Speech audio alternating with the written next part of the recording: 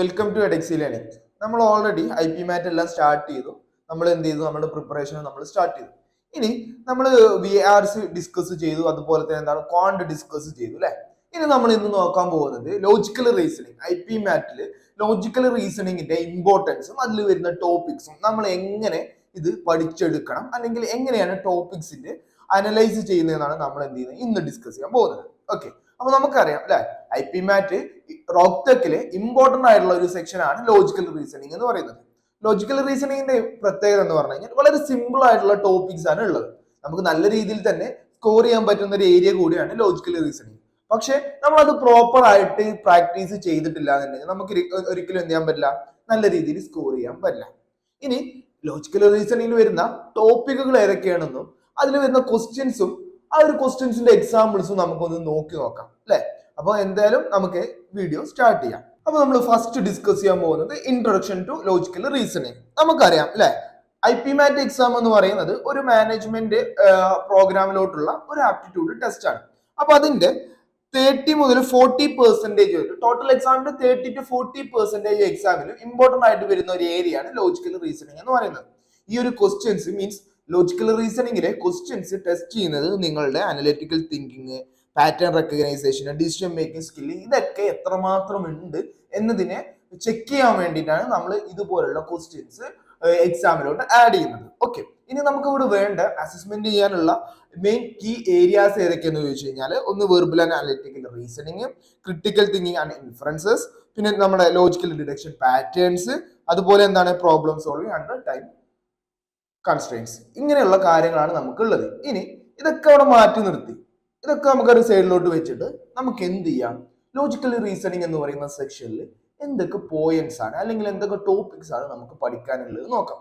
അതിന്റെ കൺസെപ്റ്റും കാര്യങ്ങളും എങ്ങനെയാണ് വരുന്നത് എന്നുള്ളത് നമുക്ക് എന്ത് ചെയ്യാം, നോക്കി നോക്കാം. അപ്പോൾ ഫസ്റ്റ് നമ്മൾ ഡിസ്കസ് ചെയ്യാൻ പോകുന്നത് verbal reasoning, അനലോഗീസ് and odd one out. Okay, ഇവിടെ ഇമ്പോർട്ടന്റ് ആയിട്ടുള്ള കാര്യം എന്ന് പറയുന്നത് ഒന്ന് അനലോഗീസും അതുപോലെ തന്നെ ഓഡ് വൺ ഔട്ടും. എല്ലാ എക്സാമിനും നമുക്ക് കാണാൻ പറ്റുന്ന ഒരു രണ്ട് ക്വസ്റ്റ്യൻ പാറ്റേണുകളാണ് analogies and odd one out എന്ന് പറയുന്നത്. അപ്പോൾ എന്താണ് അനലോഗീസ് എന്ന് ചെക്ക് ചെയ്യാം.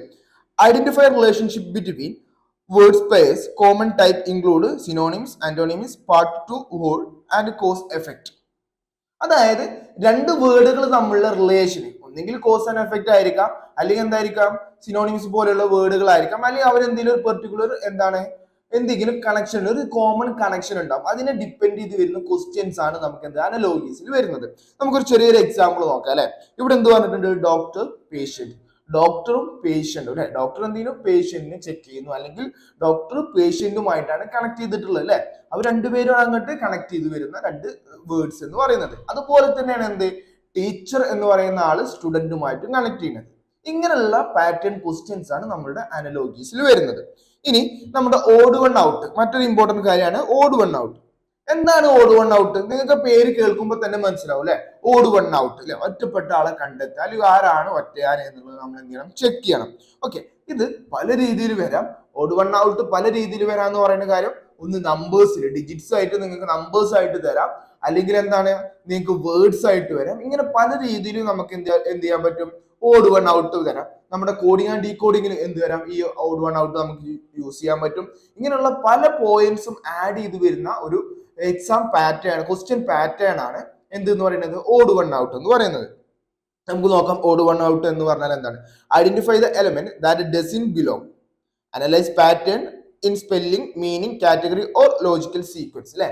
ഇതെന്താണ് കൂട്ടത്തിൽ പെടാത്ത ആരാണോ അയാളെ കണ്ടെത്തുക. ഇവിടെ നമ്മൾ എന്താണ് ചെക്ക് ചെയ്യേണ്ടത്, എന്തൊക്കെ ചെക്ക് ചെയ്യണമെന്നാണ് പറഞ്ഞത്, അതിന്റെ പാറ്റേണിൽ spelling, meaning, category or logical sequence, ഇങ്ങനെയുള്ള കാര്യങ്ങളൊക്കെ ഡിപ്പെൻഡ് ചെയ്തിട്ടായിരിക്കും എന്ത് വരിക, നമുക്കൊരു ഓഡ് വൺ ഔട്ട് ക്വസ്റ്റ്യൻ വന്നിട്ടുണ്ടാവുക. എക്സാമ്പിൾ ആയിട്ട് പറയുകയാണെന്നുണ്ടെങ്കിൽ 1 2 4 6 8 എന്ന് പറയുന്ന ഒരു കുറച്ച് നമ്പേഴ്സ് തന്നു. അപ്പൊ ഇവിടെ ആരാണ് ഓഡ് വൺ ഔട്ട് എന്ന് ചോദിച്ചു കഴിഞ്ഞാൽ എനിക്ക് ഇതിന്റെ നോക്കിയിട്ട് എനിക്ക് എന്ത് പറയാൻ പറ്റും, 2ഉം 4ഉം 6ഉം 8 ഒക്കെ എന്താണ് ഈവൻ നമ്പേഴ്സാ, ഈവൻ നമ്പേഴ്സാ. പക്ഷെ 1 എന്ന് പറയുന്നത് മാത്രം എന്താണ് ഓഡ് നമ്പറാ. അപ്പൊ എനിക്ക് എന്ത് പറയാം, ഇവിടുത്തെ ഓഡ് മാൻ എന്ന് പറയുന്നത് ആരാണ്, 1 എന്ന് പറയുന്ന നമ്പറാണ്. അപ്പൊ ഇങ്ങനെയുള്ള ക്വസ്റ്റ്യൻസ് ആണ് എന്ത് വരുന്നത്, നമ്മുടെ ഓഡ് വൺ ഔട്ടിൽ വരുന്നത്. നെക്സ്റ്റ് നമ്മൾ ഡിസ്കസ് ചെയ്യാൻ പോകുന്നത് ബ്ലഡ് റിലേഷൻ. നമുക്കറിയാം എങ്ങനെയാണ് ഒരു ബ്ലഡ് റിലേഷൻ ക്വസ്റ്റ്യൻ വന്നാൽ നമ്മൾ ആദ്യം നോക്കേണ്ട കാര്യം എന്താണെന്ന് അല്ലേ, ആ തന്നിട്ടുള്ള ക്വസ്റ്റ്യനിൽ പറയുന്ന വ്യക്തികൾ ഇൻഡിവിജ്വൽസ് തമ്മിലുള്ള റിലേഷനെ നമ്മൾ എന്ത് ചെയ്യണം, ഒരു ട്രീ ആക്കിയിട്ട് മാറ്റണം. ട്രീ എന്ന് പറയുമ്പോൾ നമ്മൾ എന്താ പറയാ, ഫാമിലി ട്രീ എന്ന് പറയും.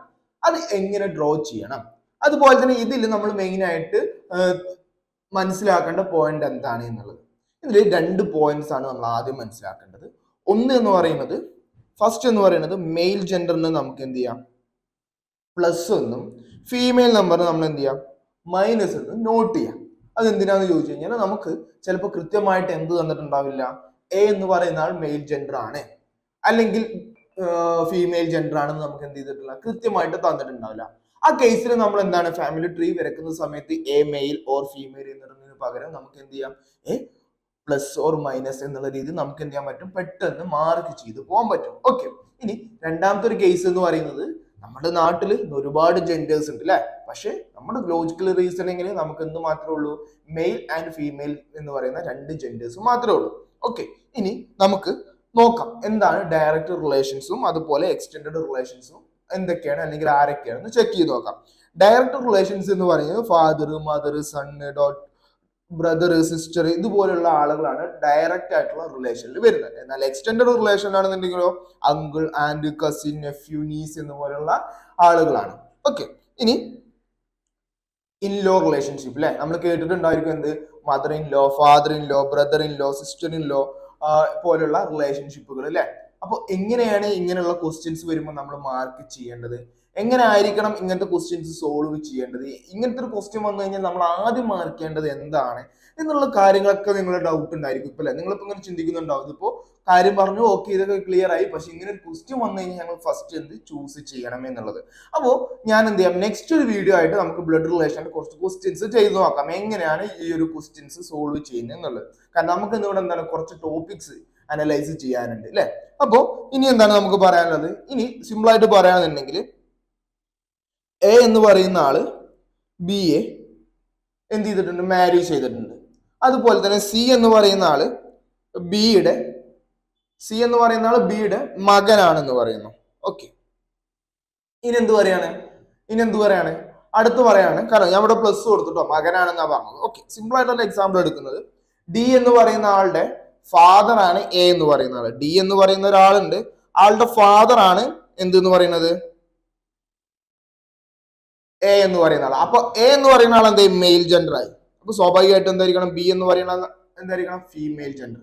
അപ്പോൾ എനിക്ക് എന്താ അറിയില്ല, ഡിയുടെ ജെൻഡർ അറിയില്ല. അപ്പൊ അടുത്തൊരു ഇൻഫർമേഷൻ തരികയാണ്, ബി എന്ന് പറയുന്ന ആൾക്ക് ഒരൊറ്റ മകളെ ഉള്ളൂ അല്ലെങ്കിൽ ഒറ്റ മകനെ ഉള്ളൂ എന്ന് പറയുന്നു. അപ്പൊ സ്വാഭാവികമായിട്ടും എന്തായി, ഡിയുടെ ജെൻഡർ എന്തിലോട്ട് മാറും, ഫീമെയിലോട്ട് മാറും. അപ്പൊ നമ്മളവിടെ ഫീമെയിൽ മെയിൽ എന്ന് ഇതിന് പകരം പ്ലസ് ഓർ മൈനസ് എന്ന് നോട്ട് ചെയ്ത് പോയാൽ എന്താണ്, വളരെ സിമ്പിൾ ആയിട്ട് നമുക്ക് എന്ത് ചെയ്യാൻ പറ്റും, പെട്ടെന്ന് നമുക്ക് ഈ ഒരു ട്രീ ഡ്രോ ചെയ്യാൻ പറ്റും. അത് നമ്മളെ എക്സാമിന്റെ ടൈം എന്താണ് സേവ് ചെയ്യാൻ നമുക്ക് വളരെ ഹെൽപ്പ് ആയിട്ടുള്ള ഒരു കാര്യമാണ്. ഓക്കെ, ഇനി അടുത്ത ഒരു ടോപ്പിക്കിലോട്ട് നമുക്ക് പോകാം. ഏതാണ് അടുത്ത ടോപ്പിക് എന്ന് പറയുന്നത്, സീറ്റിംഗ് അറേഞ്ച്മെന്റ്സ്. സീറ്റിംഗ് അറേഞ്ച്മെന്റ്സിൽ വരുന്ന പോയിന്റ്സ് ആണ് ലീനിയർ അറേഞ്ച്മെന്റ്സ്, സർക്കിൾ അറേഞ്ച്മെന്റ്സ് ഒക്കെ. കാരണം ഇത് രണ്ടും പറയാൻ റീസൺ എന്താ വെച്ചാൽ, രണ്ടും നമുക്ക് എന്താണ് ഇമ്പോർട്ടന്റ് ആയിട്ടുള്ള 2 ടോപ്പിക്സ് ആണ്, ലീനിയർ അറേഞ്ച്മെന്റ്സ് ആണ് സർക്കിൾ അറേഞ്ച്മെന്റ്സ് എന്ന് പറയുന്നത്. അപ്പോൾ ലീനിയർ അറേഞ്ച്മെന്റ്സ് ആണെന്നുണ്ടെങ്കിൽ ഞാനൊരു എക്സാമ്പിൾ കാണിച്ചു തരാം അല്ലെ. ഞാൻ ഇവിടെ 5 പേരെ നോട്ട് ചെയ്യുന്നു അല്ലെ, 5 പേര് 1 2 3 4 5 എന്ന് പറയുന്നു. സ്വാഭാവികമായിട്ടാണ് ഒരു റോ എന്ന് പറയുമ്പോൾ അതിന് 2 എൻഡുകൾ ഉണ്ടായിരിക്കും. ഇതെന്റെ റൈറ്റ് എൻഡ് ആണെന്നുണ്ടെങ്കിൽ ഇതെന്താണ്, എന്റെ ലെഫ്റ്റ് എൻഡ് ആയിരിക്കും. ഇങ്ങനെയുള്ള കാര്യങ്ങൾ വന്നിട്ട് എ ബിയുടെ ലെഫ്റ്റിലോട്ട് ഇരിക്കുന്നു, ബിയുടെ സെക്കൻഡ് റൈറ്റിലാണ് ആരിക്കുന്നത്, ഡി ഇരിക്കുന്നത്. ഇങ്ങനെയുള്ള ക്വസ്റ്റ്യൻസ് വരുമ്പോൾ നമ്മൾ അതിനെ മാർക്ക് ചെയ്യണം. മാർക്ക് ചെയ്തിട്ട് നമ്മളോട് ചോദിക്കാൻ പോകുന്ന ക്വസ്റ്റ്യൻസ് ഇങ്ങനെ ആയിരിക്കും, ആരാണ് ലെഫ്റ്റ് എൻഡിൽ ഇരിക്കുന്നത്, ആരാണ് റൈറ്റ് എൻഡിൽ ഇരിക്കുന്നത്, ആരാണ് റോഡ് മിഡിൽ വരുന്നത് എന്നുള്ള കേസുകളാണ് ക്വസ്റ്റ്യൻസ് വരുന്നത്. ഇനി എന്താണ് നമ്മളെ സർക്കിൾ അറേഞ്ച്മെന്റ് ആണെന്നുണ്ടെങ്കിലോ, ഇങ്ങനെ ഒരു സർക്കിൾ ഡ്രോ ചെയ്തിട്ട് ആ ഒരു സർക്കിൾ ടേബിളിന് എന്താണ് റൗണ്ട് ചെയ്ത് കുറച്ച് പേരുകൾ ഇരിക്കുന്നുണ്ട് എങ്കിൽ ആളുടെ ലെഫ്റ്റ് റൈറ്റ് എന്ന് പറയുന്ന സെയിം പാറ്റേണിൽ എന്താണ് വേറൊരു മെത്തേഡ് നമ്മൾ ഡ്രോ ചെയ്യുക എന്നുള്ളതാണ്. പക്ഷെ 2 സിമ്പിൾ ആട്ടോ, വളരെ സിമ്പിൾ ആയിട്ടുള്ള ക്വസ്റ്റ്യൻ ആണ്. അപ്പോൾ ഇത് നമുക്ക് എന്താണ് ഈസി ആയിട്ട് സ്കോർ ചെയ്യാൻ പറ്റുന്ന ഒരു ഏരിയ കൂടെയാണ് നമ്മുടെ അറേഞ്ച്മെന്റ്സിൽ നിന്ന് വരുന്നത്. ഇനി ജസ്റ്റ് ഇവിടെ ഒന്ന് നോക്കിയാൽ മതി അല്ലേ, നമുക്കറിയാൻ പറ്റും people seated in a straight line or row. അതാണ് എന്തെന്ന് പറയുന്നത് നമ്മുടെ ലീനിയർ അറേഞ്ച്മെന്റ് എന്ന് പറയുന്നത്. ഇനി സർക്കുലർ അറേഞ്ച്മെന്റ് ആണെങ്കിലോ individuals seated around a circular table അപ്പോൾ ഒരു സർക്കിൾ ടേബിളിനെ റൗണ്ട് ചെയ്തിരിക്കുന്ന ഇൻഡിവിജ്വൽസിനെ ഡിപ്പെൻഡ് ചെയ്ത് തന്നെ ക്വസ്റ്റ്യൻസ് ആണ് എന്തെന്ന് പറയുന്നത് സർക്കിൾ അറേഞ്ച്മെന്റ്സ് എന്ന് പറയുന്നത്. ഇനി എന്താണ് നമുക്ക് കോംപ്ലക്സ് അറേഞ്ച്മെന്റ്സ് ചിലപ്പോൾ മൾട്ടിപ്പിൾ എന്ത് തന്നിട്ടുണ്ടായിരിക്കും മൾട്ടിപ്പിൾ വേരിയബിൾസ് തന്നിട്ടുണ്ടായിരിക്കും. അത് ചിലപ്പോൾ ഒന്നിൽ കൂടുതൽ ടേബിൾസ് ഉണ്ടായിരിക്കും. അല്ലെങ്കിൽ ഒരു ഇന്നർ ടേബിളിന്റെ ഉള്ളിൽ ഒരു സ്ക്വയർ ടേബിൾ തന്നു, അതിന്റെ ഔട്ട്സൈഡ് ആയിട്ട് വീണ്ടും ഒരു സ്ക്വയർ ടേബിൾ തന്നു, ഇങ്ങനെയുള്ള കേസുകളൊക്കെ വരാം. അപ്പൊ ഇങ്ങനെയുള്ള കേസുകൾ എന്താണ് നമുക്ക് അറേഞ്ച്മെന്റ്സിൽ നിന്ന് നമ്മൾ എന്ത് ചെയ്യണം എക്സ്പെക്ട് ചെയ്യണം. അപ്പൊ അങ്ങനെയുള്ള ക്വസ്റ്റ്യൻസ് വരുമ്പോൾ നമ്മൾ എങ്ങനെ മാർക്ക് ചെയ്യണം അല്ലെങ്കിൽ എങ്ങനെ അതിനെ സോൾവ് ചെയ്യണം എന്നുള്ളതിനെ കുറിച്ച് നമുക്ക് ഡീറ്റെയിൽ ആയിട്ടുള്ള ക്ലാസ്സുകൾ നമുക്ക് വരുന്നുണ്ട്. അപ്പൊ എന്ത് ചെയ്യുക, ജസ്റ്റ് നമ്മളൊന്ന് ഫോളോ ചെയ്തിട്ട് മറക്കരുത്. ഓക്കെ, നെക്സ്റ്റ് എന്ന് പറയുന്നത് പസിൽസ് അല്ലെ. പസിൽസിന്റെ കേസിൽ എങ്ങനെയാണ് നമുക്ക് നമ്മുടെ ക്വസ്റ്റ്യൻ വരുന്നത്, അതിന്റെ കൺസെപ്റ്റ് കാര്യങ്ങൾ എങ്ങനെയാണെന്ന് നോക്കാം. ഫസ്റ്റ് നമുക്ക് വരുന്നത് ഷെഡ്യൂളിംഗ് പസിൽസ്. എങ്ങനെയാണ് ഷെഡ്യൂളിംഗ് പസിൽസ് വരുന്നത് നോക്കാം. Arrange events across time slot, ഏതൊക്കെ days, weeks, monthly. Track constraints like after or before or not on consecutive days. Okay, എന്താ പറഞ്ഞിട്ടുള്ളത്, നമുക്ക് തന്നിട്ടുള്ള ഇവന്റ്സിനെ എന്ത് ചെയ്യണം ടൈം സ്ലോട്ടിന്റെ അടിസ്ഥാനത്തിൽ നമ്മൾ എന്ത് ചെയ്യണം അതിന് ഡിസ്ട്രിബ്യൂട്ട് ചെയ്യണം, അല്ലെങ്കിൽ അതിന് നമ്മൾ എന്ത് ചെയ്യണം അറേഞ്ച് ചെയ്യണം അല്ലെ. ഒന്നെങ്കിൽ ചിലപ്പോൾ ഡേയ്സിനെ ബേസ് ചെയ്തിട്ടായിരിക്കാം, അല്ലെങ്കിൽ വീക്ക്ലി ആയിരിക്കാം, അല്ലെങ്കിൽ എന്താണ് മന്ത്ലി എന്ന് പറഞ്ഞിട്ടായിരിക്കാം. ഇനി അത് മാത്രമല്ല ഇവിടെ എന്ത് തന്നിട്ടുണ്ട്, ചിലപ്പോൾ നമുക്ക് എന്താണ് ബിഫോർ ആഫ്റ്റർ എന്നുള്ള കണ്ടീഷൻസ് ആയിരിക്കാം. ഇങ്ങനെയുള്ള കണ്ടീഷൻസിന്റെ ഒക്കെ ബേസ് ചെയ്തിട്ടാണ് നമ്മൾ ആ പസിൽ എന്ത് ചെയ്യേണ്ടത് സോൾവ് ചെയ്യേണ്ടത്.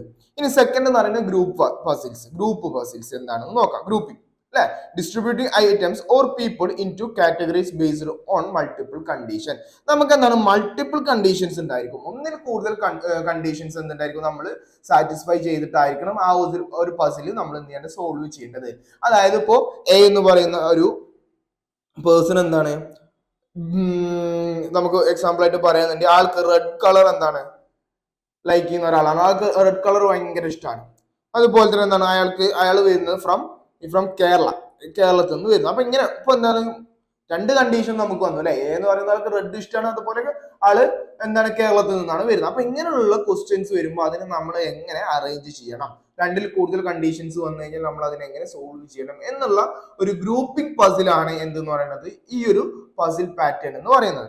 അടുത്തത് ലോജിക്കൽ ഗ്രിഡ് പസിൽസ്. സിമ്പിൾ ആയിട്ട് പറയുകയാണെന്നുണ്ടെങ്കിൽ നമുക്ക് ഇവിടെ എന്താണ് ഒരു റോയും കോളം നമ്മുടെ മെട്രിക് ഫോമിലാണ് ഇവിടുത്തെ പസിൽസ് നമുക്ക് തന്നിട്ടുണ്ടാവുക. അപ്പോൾ ഇങ്ങനെയുള്ള ക്വസ്റ്റ്യൻസ് ഒക്കെ വന്നു കഴിഞ്ഞാൽ നമ്മൾ ചൂസ് ചെയ്യേണ്ട കാര്യം എന്ന് പറയുന്നത് നമ്മൾ എപ്പോഴും എന്താണ് always create A visual representation അല്ലെ. നമ്മളെപ്പോഴും ഒരു ടേബിളോ അല്ലെങ്കിൽ ഗ്രിഡ് ഫോർമാറ്റിലൊക്കെ എന്താണ് നമ്മളത് അറേഞ്ച് ചെയ്ത് കഴിഞ്ഞാൽ നിങ്ങൾക്ക് പെട്ടെന്ന് എന്ത് ചെയ്യാൻ പറ്റും, മാർക്ക് ചെയ്യാനും പറ്റും. അതുപോലെ തന്നെ എന്താണ് നിങ്ങൾക്ക് പെട്ടെന്ന് എന്ത് ചെയ്യാൻ പറ്റും, ക്യാച്ച് ചെയ്തിട്ട് ആൻസർ സോൾവ് ചെയ്യാനും പറ്റും. അതുകൊണ്ടാണ് നമ്മൾ എന്ത് ചെയ്യണം ഇങ്ങനത്തെ മെത്തേഡ്സുകളൊക്കെ ഇങ്ങനെയുള്ള ക്വസ്റ്റ്യൻസ് നമ്മൾ ചൂസ് ചെയ്യുന്നത്.